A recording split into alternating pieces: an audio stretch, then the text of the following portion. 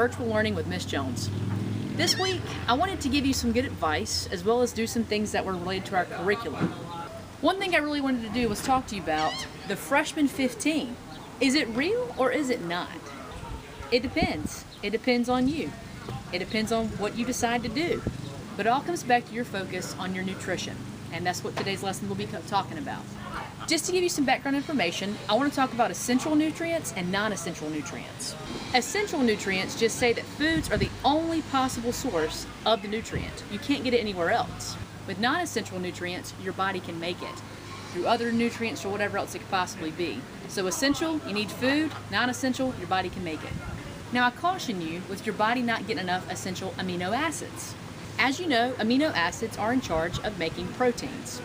If there's a shortage of amino acids, that means your body's not getting enough protein. It can cause a lack of blood plasma proteins, and that can cause fluid to build up in your body. When fluid builds up, you get swelling and edema and things that don't feel very comfortable. In children, the development may be both mentally and physically retarded with some growth and developmental disabilities. So it's very important to make sure you're getting all the amino acids that you need. Adults, on the other hand, may undergo serious weight loss or wasting, and that could be due to the overall insufficiency of protein in the diet or an imbalance in the types of proteins that you're receiving. It's also a caution to people who are vegetarian and vegan. Make sure you still get your sources of protein because your body needs it. I'm sure you've all have heard about vitamins before. Do you take a daily vitamin? Are they all they're hyped up to be anyways? Vitamins are needed in small amounts because they cannot be synthesized by the body and must be obtained from the diet. You'll see it in TV commercials all the time, but usually it's very hard to get the recommended daily intake of vitamins just through your diet alone. But if you aren't intentional about your diet and getting all those vitamins that you need, maybe you should take a daily vitamin. Now's a good time to do that around this age. I used to love those Flintstone vitamins, man. I caution you about this today because in college your eating habits are going to get off. They aren't going to be what you're used to. Your schedule's going to be off. You get to pick and choose when you take your classes, so lunch may not be the same every single day like you have in high school right now. Or every other day from that point.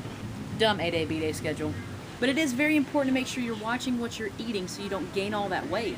It's also important to stay active, but more on that later. So malnutrition overall is an outcome of a poor diet. Diets can be low in overall quantity. Quantity being low protein and calorie content. Or quality, which makes it very unbalanced. You fail to get the essential nutrients that you need, and instead you get excess fats and refined carbs. Boy, but aren't they delicious? Sadly, this is often associated with poverty. I mean, think about McDonald's. You get a cheeseburger for $1. A large fry is $2, which doesn't really make sense, and I can go on and on about that because that's way too much money. Where's the dollar menu at? But that type of food is easy and inexpensive. Why not eat it? Obesity is something that can come from malnutrition, and we don't just see it in the United States, we also see it in developing countries. And of course we see it in lower socioeconomic classes of developed nations. And that is a consequence of an unhealthy diet. Throughout the day, I'm sure it hits you at some point, man, I'm hungry. And that's our appetite control center talking to us. It's located in the hypothalamus of the brain. And it makes us feel satisfied or satiated when we've had enough food that we've eaten. So when our appetite control center receives hormones from the small intestine, the pancreas, and adipose tissue, it reduces the desire to eat. Sometimes that's why I say, let the belly talk to you. But it's supposed to help to avoid health problems due to overeating.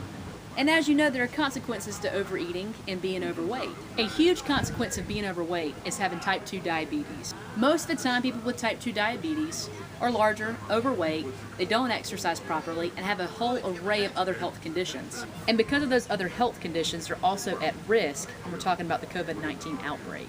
The rates of type 2 diabetes are rising rapidly in many countries around the world.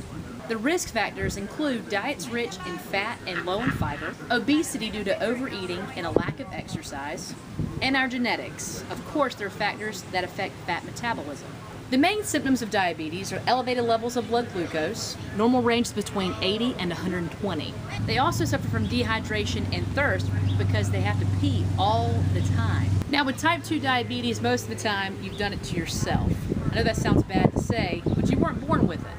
And what I'm saying by that is that type 2 diabetes can be very well maintained and managed. If you don't manage it properly, it can lead to a slew of other diseases.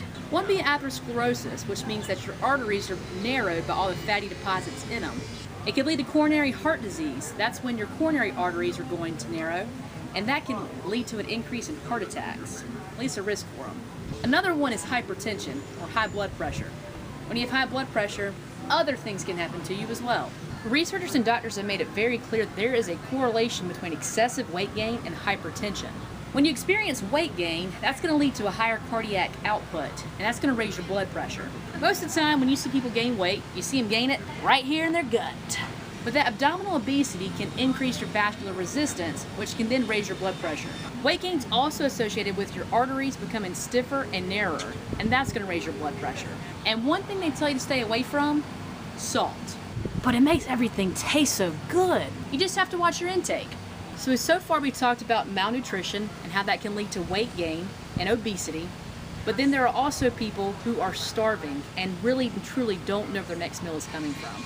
When starvation takes place, our bodies are going to break themselves down. The first thing your body's going to access when there's no food in the body to break down is going to be your glycogen stores. If no glucose is there, that means your body is going to break down its own muscle tissues, and that's going to help to utilize the resulting amino acids as energy sources. So now we're trying to use proteins as energy sources. And proteins do help to fuel your body, however, they're also helping you with your muscle mass.